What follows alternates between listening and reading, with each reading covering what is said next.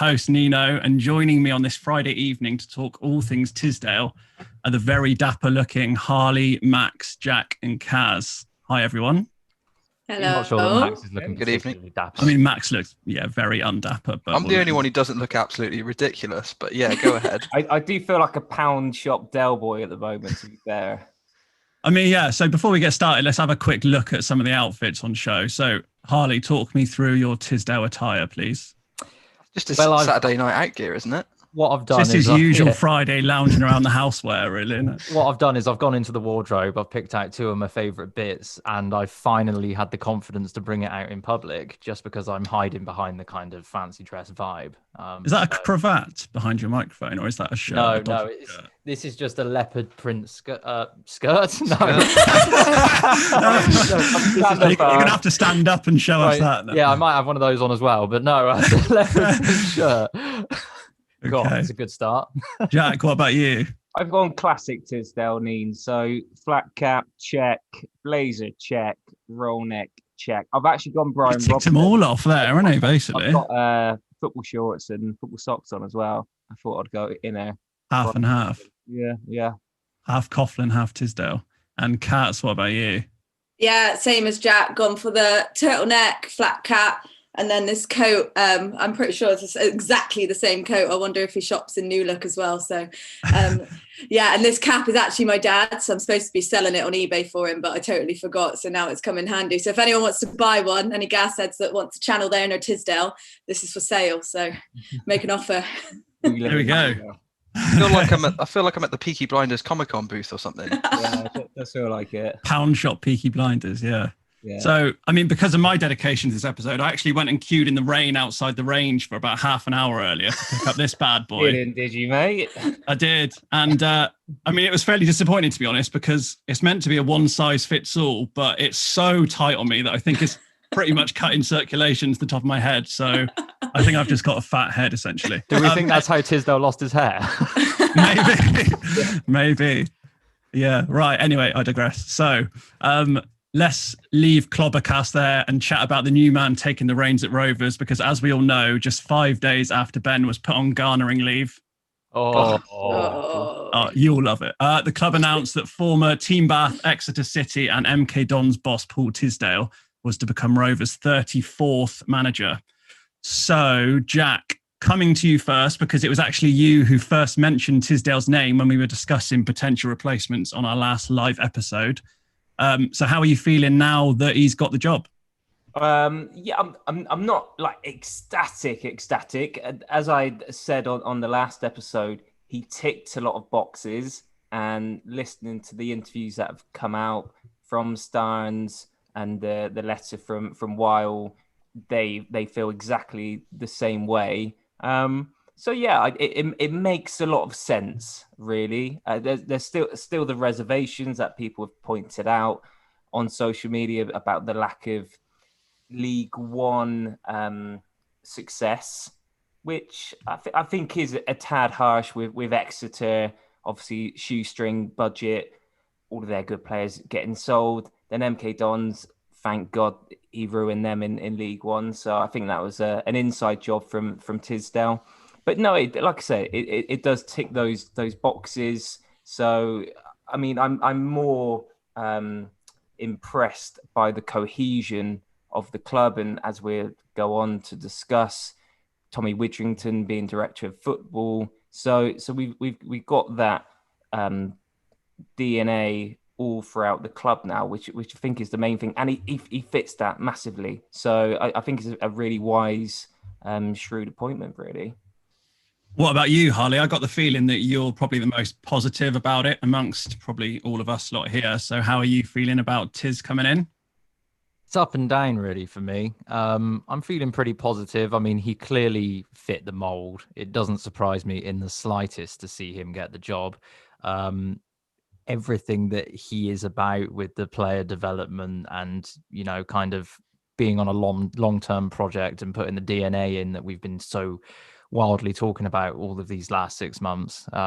He fits the bill. He's basically a more experienced Ben Garner type, isn't he? So all I kind of wish is that we had tried this first, because he, I think he's got the right amount of experience. And when I look back at Tisdale, I always remember him at Exeter. And I remember every time we had a job come up, we always mentioned Tisdale. And at times, I remember probably discussing literally with you that we wouldn't be able to get him because, we haven't got the money to splash at someone like Exeter who are on a similar level. So we're never going to get someone that's at the top of their game. He's had he's at a difficult time at League One, no doubt about it. But I think he's definitely a manager that's got the experience required to do what we need. Max, do you think, obviously he was at Exeter for a long time, then he went to MK Dons, then he's had a year's break since being sacked there. So as he said in his interview, it's kind of his first year off that he's had from managing since he started his career, basically. Do you think that we've got him at a good time? Do you think he's maybe used the last year to reflect on where stuff's gone wrong, recharge his batteries, and now he can come into us fresh? Or, are you concerned about that at all? Or what's your thoughts on it? I certainly hope he's learned his lessons from his previous mistakes. Otherwise, he's forever going to be a League Two manager. Obviously, he's very, very proven at League Two level. Spent a tremendous amount of time there with Exeter. Always finished strong in League Two with Exeter, whether they were top half, playoffs, promoted. Knows that division inside out, really. So it was no surprise to me when he took over MK Dons that he got them promoted straight away. Obviously, they had a good budget for that level, but to come into a club as a new manager and just take them straight up is no easy feat, as we all know, especially after relegation. So I feel like he knows League Two inside out. League One, yes, this is where his mistakes are. This is where he's failed as a manager. This is where he's everywhere else he's kind of been a success. But since hitting this league with both Exeter and MK Dons, he's struggled. So I certainly hope he's learned from those lessons, but there's no real way to tell that without giving him a go.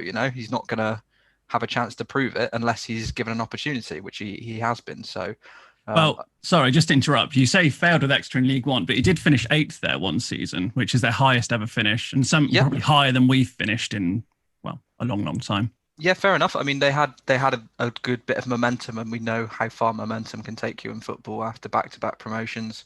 We almost did the same. I think if we'd kept Matty Taylor, we probably would finish about 8th. That season down a rabbit hole here. But yeah, the momentum goes a long way, and I'm not knocking Tisdale's achievement that year with Exeter. It's a massive achievement. But since then, obviously they got raided by bigger clubs, lost some of their best players, and judging by his interview, he almost seemed to concede relegation before the season had even started, which was a big red flag for me reading that. He'd almost said, look, let's try and just develop our players, go back down to League Two and come back stronger, rather than have a go at staying up, which kind of, before a season's even started, is kind of an alarm bell for me.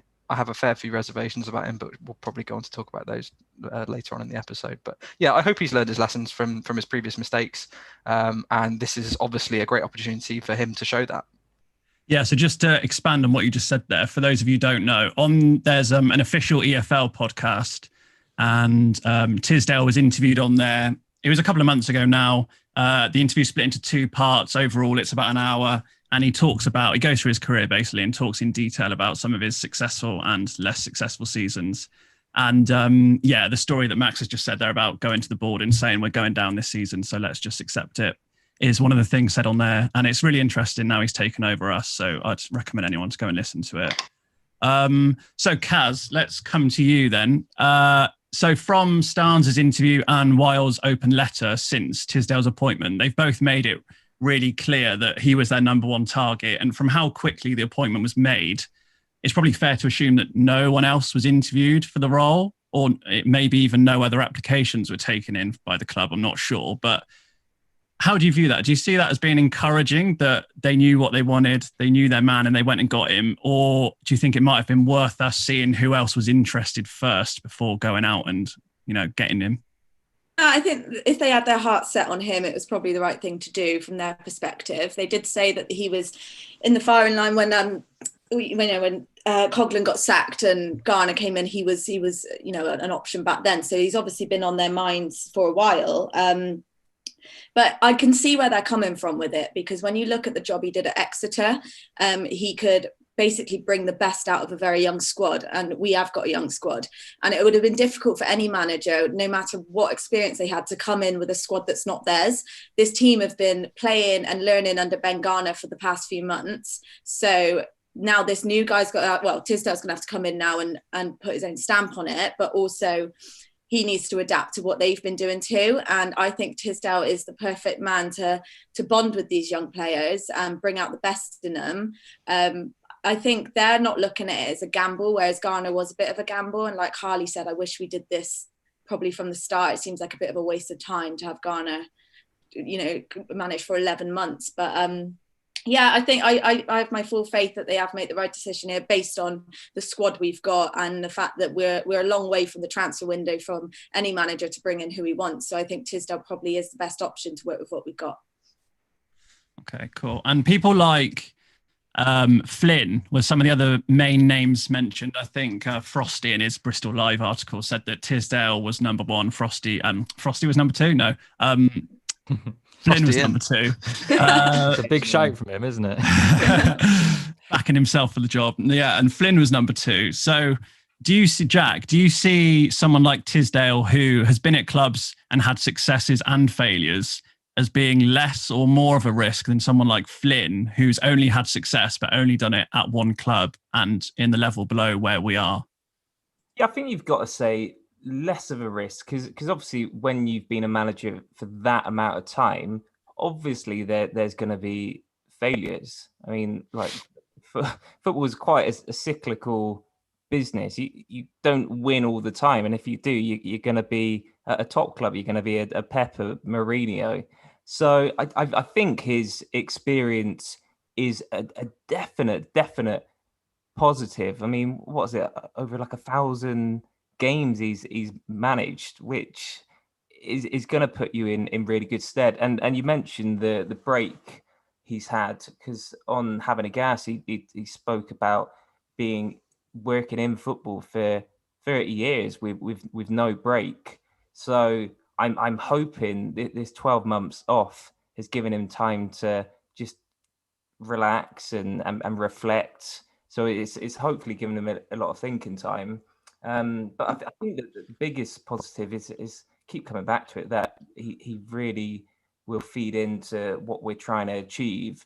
And I know full well one of the main questions he would have been asked is like, do you fancy this squad of players?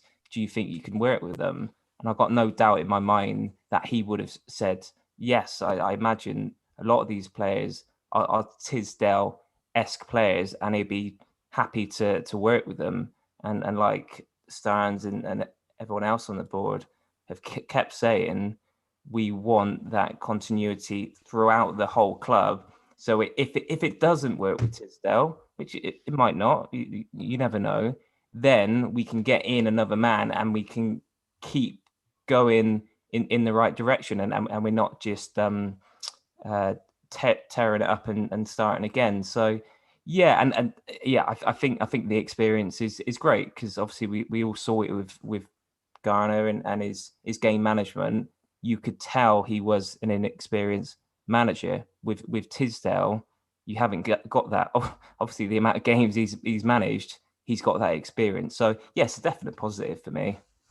Yeah, so touching on something you just said there, the main thing that I really liked from his 20-minute interview he did last night was he said that now he's accepted the job, every player at the club is his player, and you'll never hear him say, once I get my own players, we'll play this sort of football, blah, blah, blah, which is obviously something that we heard Garner say quite a lot, particularly in that first season when he took over from Coughlin, saying, these players basically don't suit how I want to play. Once I get my own players, we'll start playing. But I really like that Tisdale's almost got the confidence in himself to come in and just be like, no, these players are fine. I'll get them working in the best way they can, essentially. So yeah, that was nice to hear. So Harley, something that I find interesting is something you said earlier, which is that looking from the outside at what he achieved at Exeter, he always struck me as being a really impressive manager who did a great job there over, I think he was there 12 years. And at certain points, even the likes of Swansea and Southampton were interested in taking him from Exeter. And yet, having read the Exeter Forum over the last couple of days, it's fair to say that the opinions of the fans on there are mixed at best. So, I mean, why do you think that is? And is that something that concerns you, that there's mixed opinions of him? Or do you think he was just there so long that he had enough time to piss people off, basically? I'd love to say that I think you're sad for going on the Exeter Forum, but I did exactly the same thing this afternoon. So unfortunately, I'm right there with you. So I know the feedback that you're talking about, and I too was surprised by it. I think it's one of those classic, you kind of need to take it with a pinch of salt, because 12 years is a long time, right? And ultimately, football fans always want more, right? And when you've got the same manager in charge for that whole time, sometimes you just need to refresh. How many times can you listen to the manager say the same thing over and over again? You know, he's not going to win every game over 12 years, is he? And you just feel like you're going around in circles. So you always need a refresh at some point, I think. So I think Exeter fans' point of views are always going to be a little bit, you've got to take them with a pinch of salt, I think.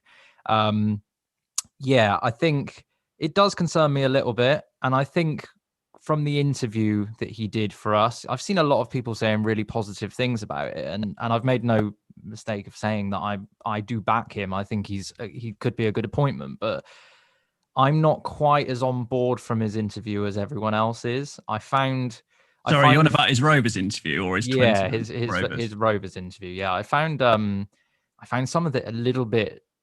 I can see that he's a bit of a Marmite manager in terms of the way that he talks, and I think a few of his mannerisms just got my back up a little bit, and it's very much you have to suck it and see how it goes. I mean, the mannerisms mean jack shit if he can win football matches, because obviously the amount of time we discussed Garner and the way he spoke, he didn't win fucking football matches, so that was why he was a shite manager. So I get what you're saying, and obviously all we can judge him on at this stage is his interviews. But I mean, we can end the podcast now, because it's just like, what's going to happen? We don't know.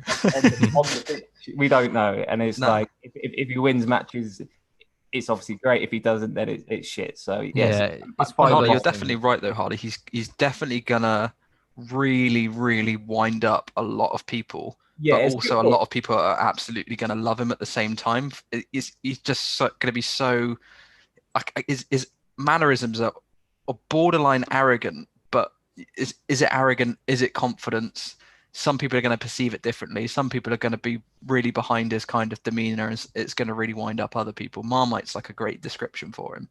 And that's kind of how I felt watching the interview as well. I was kind of a bit like cringing at times at some of the stuff he was saying, but then some other stuff I was like, yeah, I like that. I like what you're saying there. But then some other things I was like, he likes the sound of his own voice. On the I can't remember if it was the Exeter or the MK Dons forum, but on one of them they all call him Mr. Cheese. That seems to be their nickname for him. Why cheese? I think because he comes out with like cheesy stuff, basically. Yeah. So yeah, I definitely agree. I think he's going to be someone who really splits the fan base, and I think whether we like it or not, we all partly judge a manager based on stuff like that as well. Like obviously the results and the performances are the most important thing, but how they come across in the media, how they talk to the fans, etc., is a huge thing as well, especially with social media and stuff.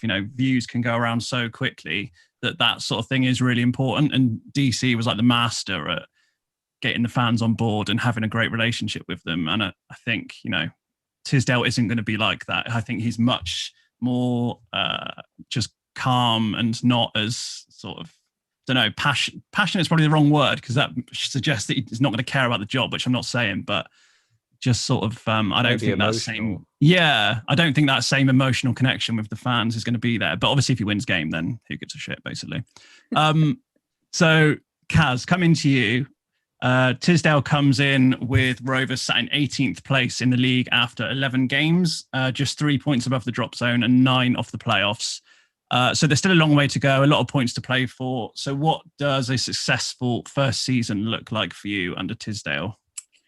Yeah, I mean, like you said, it's early days, so I'm not really looking at the table going, we're doomed, relegation's on the cards, etc., because it is too early. And who's to say if that Accrington game had gone ahead, where would we be? 12th if we had won that. So it's a big jump.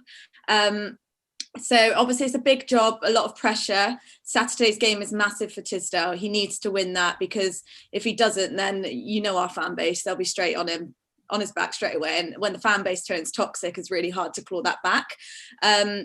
Like you said, having a good connection with the fans is important. So the result's important, but also his post-match interview, the way he deals with it.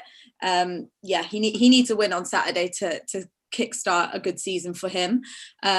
I am thinking, with our transfer window, still is the best transfer window I can ever remember. There's no reason why we can't be top half of the table.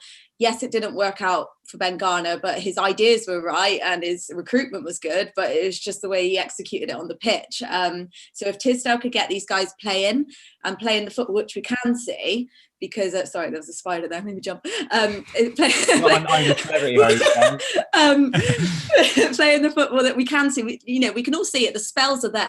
We can play good football, and if Tisdale can bring that out of them, then I cannot see why we can't finish just above mid-table. Okay, fair enough. So let's have a look at the comments then. Please send your comments, questions, etc. in so that we can read them out as we go along.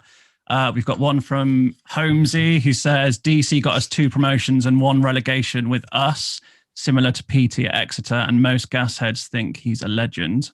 Yeah, true.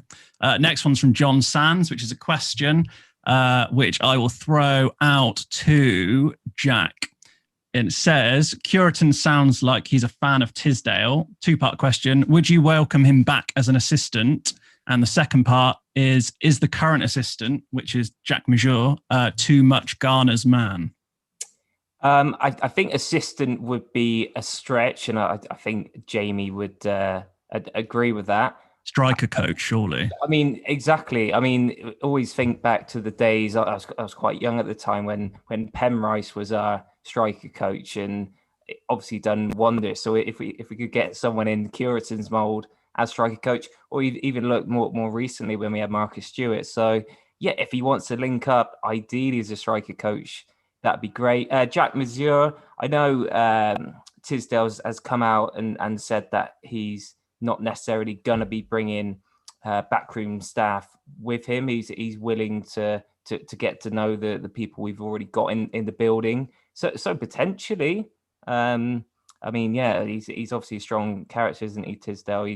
He's happy in his own convictions. So if Mazur wants to stay and Tisdale likes the sound of him, then he could do. Is he too much Garner's man? I would imagine he will go where Garner goes, but you don't know. You don't know what his personal aims are. Maybe he does want to get more into management. So I've got to say, I did find it a little bit surprising that that the club basically came out and said that this was before Tisdale came in, basically whoever the new man is, they're not going to be able to bring in their own staff. They basically said, we want to keep. Say that? Yeah, I think it was Starnes who came out and essentially said, we've got rid of Garner, but we're not planning to get rid of anyone else. So the new man has to come in and work with whoever's here. So potentially Tisdale just had to say that if that was the maybe that was a condition of taking the job. Yeah, because again, like the other way around, I thought it was odd that Tisdale said that he hasn't got any coaches he would bring with him, because normally these days it's much more than a one-man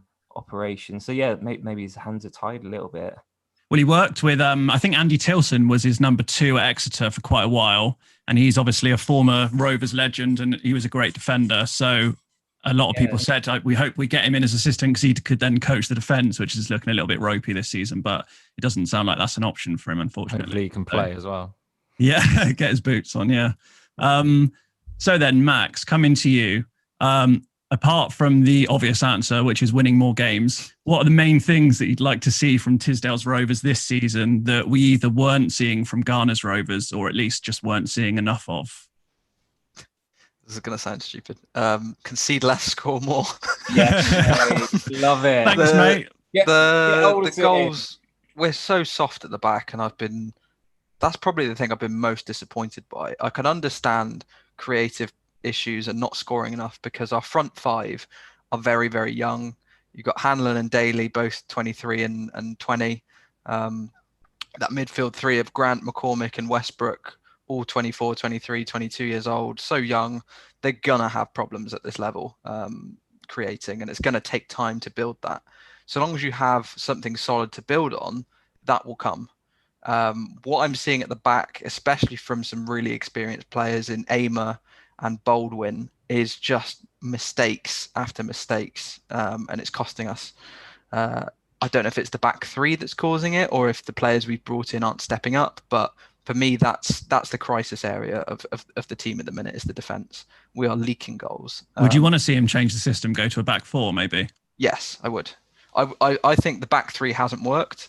He brought in players in the summer to play in a back three who could be comfortable on the ball, pass it well, mobile kind of centre backs, and they haven't been any of that. They've not been solid. They've not been overly creative on the ball. We see that cross diagonal from Harry's go out of play all the time. Aimer is just out of position a lot of the time. Baldwin's made a couple of mistakes. He's done some good stuff as well, but the mistakes have been concerning. I wouldn't go as far as to say they've been dreadful, but I've been vastly underwhelmed with them, especially Aimer, who I thought would just be an absolute rock.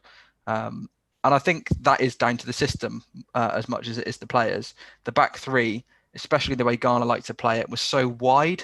The wing backs got very high up that the outer centre backs had to almost stretch out to almost be normal fullbacks, there was just so much space between the back three to exploit. I could probably go on YouTube and pick out a game we played this season, and a goal we would have conceded would have been running in through the gap between Aimer and Baldwin. Well, I was watching the Chelsea highlights from, was it last night? Last night we played Chelsea, wasn't it? I was watching the highlights earlier on, and their first goal, and it seemed like they created a lot of chances by balls down the side of those wider centre-backs, because the wing-backs are so high up, and they were just getting done in behind a lot. The extended highlights, Needs, because I did, yeah. It was Chelsea, wasn't it? I mean, Max, you watched the game, didn't you? Yeah. Yeah, I mean, what were we like? I mean, obviously we conceded 3, but they seem to have so many chances and getting through at will. They were quality. They had some really good youngsters, and obviously they had Danny Drinkwater in the middle as well, and Billy Gilmore, who's a really highly rated player. Who's made 9 Premier League appearances. So, they were a good side. They were probably upper League One quality. The game was as you would expect. They had a young defence, and we were able to exploit them, and we had a bit more experience than they did in key areas, but they could hurt us with their pace and talent up front and in the midfield. So they did. It was a very back and forth game, and 4-3 is kind of a very apt scoreline for the kind of matchup it was. But yeah, like Nino said, they exploited us in all the ways that we've been vulnerable this season, and it kind of highlights the need to change systems, I think, to a back four. I think if it's a back four and more compact with 2 centre backs, the fullbacks not so high and not needed so high up the pitch.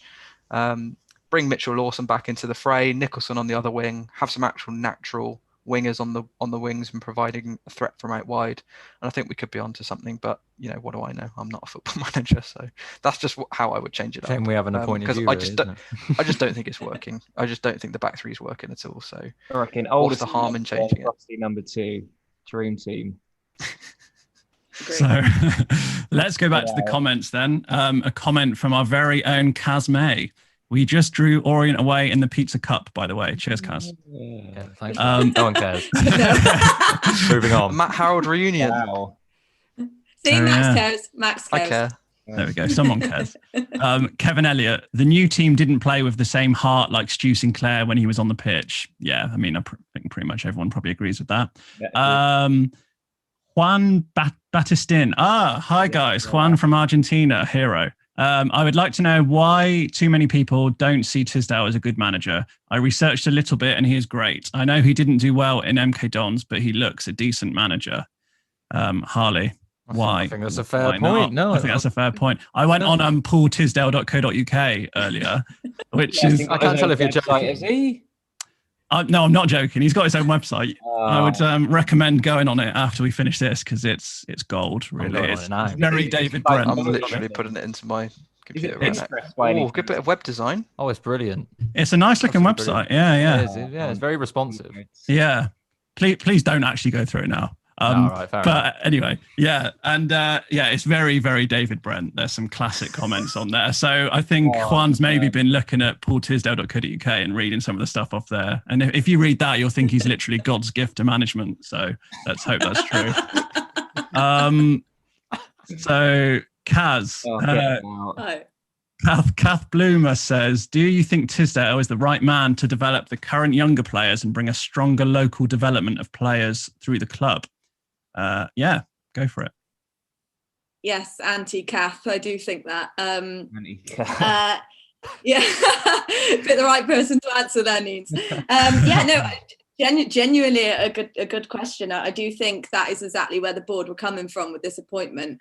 Maybe they're thinking that we can go on and sell our young players on and make money that way, because you've seen teams do that before. Brentford have done that, Bournemouth have done that. You've seen it actually does work, and maybe the club are looking at it from that perspective. We do have some promising young talent that we can develop, and he's proven, like he was at Exeter, to work well with a young squad. So maybe that is where they're coming from, rather than go for a high profile name. They thought, let's make some money here, and get him, like I said earlier, to bring out the best in the young guys, and then move forward from there, and hopefully we can make profit from it. Yeah, so off the back of that question, here is a quote from paultisdale.co.uk. Further spell in League Two followed. With only minimal investment from the owners, the need for the club to become commercially viable became Paul's next focus. It's also written in third person. Which I love someone who refers to himself in third person. The development of talent from the academy into saleable assets brought a series of £1 million transfers, creating a revenue stream unprecedented at League Two level. In fact, of all the money budgeted as a base spend on players over Paul's 12 years, roughly 50% was recouped on player sales. I'm not sure I understand any of that, but basically he made a shitload of money off selling players. So, happy days. So next question then. So I just want to do a little bit of chat about the style of play that we're expecting to see under Tisdale, because from the outside, I think like Harley said earlier, I think we've played Tisdale teams 12 times over the years, I read, and it's mainly been Exeter, obviously. And I've always viewed them as being, quite attractive attacking sides, which is something that Weil and Starnes have repeatedly said is a key part of the new Bristol Rovers DNA. And you look at things like Holloway's column for Bristol Live today, and the first line of that is, Paul Tisdale is a manager renowned for playing attractive passing football. And in Weil's open letter from today, he says, Paul's teams have consistently played attractive football. And yet I've been on, as I said earlier, I've been on the forums of Exeter and MK Dons today, and his style of play has been described as safety first, prehistoric, ugly, and long ball. So, a bit of a difference there between those descriptions. So, Max, ultimately, do you care what style of play we'll see under Tisdale, initially at least, or are you happy to be a bit more pragmatic and go back to something a bit more Coughlin ball than Garner ball in style if it means winning a few more matches? It's a great question. Thanks, mate. A year ago, if you'd asked me, do I care about the style of football, I'd have been like, yes. This is so boring under Coughlin. Let's play some attractive football, some nice passy football. But after a year of Garner trying to play aesthetically pleasing football and getting no results, I've come to realise, and this may be like an obvious realisation that should have been staring us in the face all the time, there is no answer to getting promoted. You have to be flexible. You have to be pragmatic. You have to be good at both, because game situations are different. Sometimes you'll play top of the league. Sometimes you'll play a team where you're going to need possession, and you have to be able to be good at both. So obviously, if we can play entertaining football, that'd be great, preferably. But ultimately, results are the most important thing. People can say what they like about Coughlin, and me included. I wasn't his biggest fan, even when we were doing quite well. So, but bottom line is he got results and Garner didn't. So that's a clear distinction. And if Tisdale can get results and the football's not quite so nice, then so be it. But really, I think Tisdale's got a lot of experience in getting teams promoted, and MK Dons fans and Exeter fans can say what they like about it being prehistoric, but he got both of them promoted to League One. Hopefully, like I said earlier, he's learned his lessons on this league. But we are going to need to be more adaptable to game situations. And that's one thing Garner could not do. He couldn't change a game. He couldn't change a system. And I think Tisdale will offer that flexibility and have us be able to be both attritional, but also attractive when we need to be. And I think that's going to be the key to getting success out of this side. Yeah, I'd agree with that. So from his Twentyman interview, Twentyman said to him, so are we going to see football, a passing game, a fluent passing game? And And Tisdale said, in time, there's no one way of winning, though, is there? You have to get the best out of the players. It's not straight lines. There'll be periods of time where the players are in a certain place or a certain position in the league where you have to have a strategy to get the most out of the group that week, because we all know it's about the next couple of games. I'm making no bold statements. I've got to see what the players are capable of and create my environment first. He's been listening to Max on GasCast, I've heard. Yeah, he has. So I mean, that sounds a little bit sort of Daryl Clark to me in a way, you know, like going back to the sort of projects thing. We've had Daryl who changed it up each week depending on who we were playing, what the pitch was like, blah blah blah, and then you had Garner who just religiously stuck to the same thing every week regardless of whether we were playing Sunderland or Southend or whatever. So yeah, interesting to see what sort of football we end up playing. A few more comments then. Russell Tester. Okay, Peaky Blinders. Do you think he will bring back a go-go from his loan? I think he should. Up the Rovs. So who shall I throw this to? Harley, do you want to see a go-go back? It's a hard one because I actually really like a go-go. I do think he's, you know, I love the way he plays. He wears his heart on his sleeve, and I was surprised to see him booted out as he was. But two different. You think we're missing a little bit of someone like him, though? Like someone just puts their foot in the middle? A little bit, but I'm not convinced by it. To give the boring answer, I think the reason he went is probably because he's paid quite highly compared to a lot of players, and if you don't play a game in the season, you're not included in the salary cap. So I don't think we could really afford to bring him in, to be honest. I don't know who came out with this, but when asked about a go-go, I don't know whether I've just dreamt this, but they said his stats have been like declining year on year since he's been with us. So, I think it was Frosty, wasn't it? Didn't he say that in a Q&A or something? Frosty, yeah. So I mean, that's probably got like a lot to do with it, especially his type of game. If his legs go, then he's not going to be as effective. So yeah, who knows? Potentially he could fancy him. Yeah, we shall see. There. So let's finish by quickly talking about the January window then, which although probably feels like a long way away because of the odd season we're in, it's actually not that far. So Kaz, once Tisdale has had time to assess his squad and see which parts of the team he wants to strengthen, where do you see him dipping into the market in January? Which areas of the team do you think he's going to want to strengthen? It's honestly hard to say until we see if he changes up the formation, if he gets them playing better. Obviously, as results show, we need to strengthen our defence even more so than we did in the summer. But yeah, it's hard to say. I think we're actually okay. I think Hanlon's doing really well. I think Daly's doing really well. I'm not worried about our players up front, to be honest. Do you think we need more depth there, though? Because with a younger out, we've literally got those two and that's it, haven't we, really? Yeah, perhaps. But then we have got the likes of Nicholson. We got JML. JML, who was brilliant last season. Haven't really seen much of him this season. Maybe Tisdale can get the JML that we saw last season out of him, because they are sort of good as number 10 players, and they can score some goals as well. So I'm not worried about us in the final third. It is defence I would like to see us strengthen, and perhaps JVS. I mean, maybe we'll need to look at a second backup goalie, because I don't know if he did well on the game against Chelsea, Max, but yeah, from what we saw against Fleetwood, he just doesn't look up to it at all. So yeah, maybe. so that Duncan Abery, sorry if I've butchered that, but it says, you've mentioned the shortcomings of our defenders. However, has the time come to start seeking an alternative competent understudy for Ansi Jacola? What do you think, Jack? Yeah, I think the short answer is yes. I don't think he's going to be up to it. I think we discussed him last time, and he's still got age on his side. But yeah, I'm not convinced from what I've seen, basically. Well, the problem is that Jacola goes on international duty, fairly often, doesn't he? And then we miss him for 2 or 3 league games at a time, and that adds up over a season. It can be quite important. And I don't think anyone has confidence in him, as in the players. The defenders don't look like they have confidence in JVS, and that's a bit of an issue. Yeah, I mean he's been part of the problem when Jacola's been on international duty, but as Max eloquently said, the defence has got a lot to blame, and an experienced backline. So whether that does need a change in shape at the back.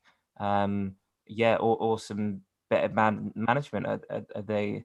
I'm not questioning their desire, but there's something not right. So Tisdale does need to come in and sort that out one way or another. Put it this way, JVS cost us a goal against Fleetwood, but the defence cost us the other 3. So Very true.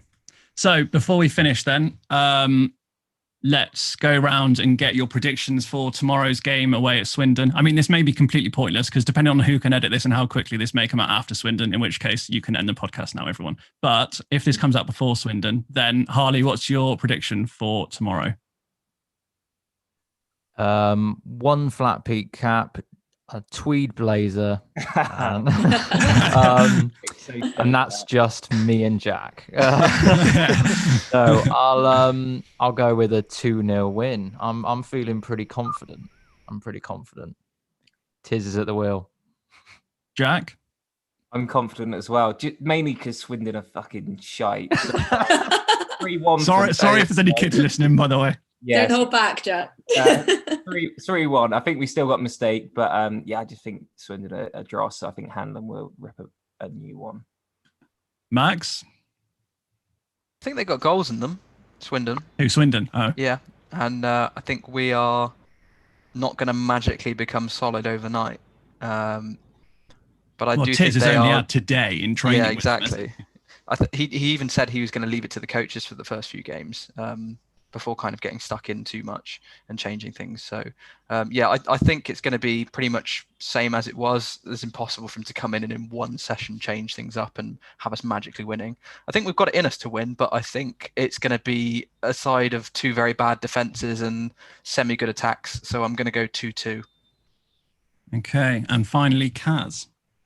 No, I think we'll win. I thought we were going to win even if Garner was in charge, to be honest. They just got pumped 3-0 by Accrington. So, like the guy said, I do think we still got a mistake in us. So I'm going to go 2-1 win, and I'm going to go for Hanlon and Nicholson. Okay, fair enough. So fairly positive overall. Good luck to Tisdale. Obviously in his first game tomorrow. We'll all be watching on iFollow, I'm sure. And I think we'll wrap that episode up there. So thank you to everyone for what the hell is that? I'm sorry, but what is that? Are you talking to me? Obviously. I mean, it doesn't match my shirt, to be fair. So on coordination points, I've got to give you at least a 9, but that is just... Do you want to give us a description for all the audio listeners, Ollie, as to what's just happened? I'll leave it to Harley, to be honest. Describe what you've got on your head, Harley. If you are listening to this, you need to go to the video and watch in order to understand. Oh, that's a cheeky plug, but yeah. Marketing. I mean, it's a leopard print. What do you even? Is that a bowler hat? It's not a bowler hat, is it? What is it? I don't know. I have to ask Beth. And if you sign up to the Patreon, you get to see what Harley's wearing waist underneath. .com/GasCast. Surely enough incentive for everyone. I can't make that promise. So yeah, thank you to everyone for watching, for all your comments, etc. It's been great to have you along with us. And up the gas. Up the gas. Up the gas. Up the gas.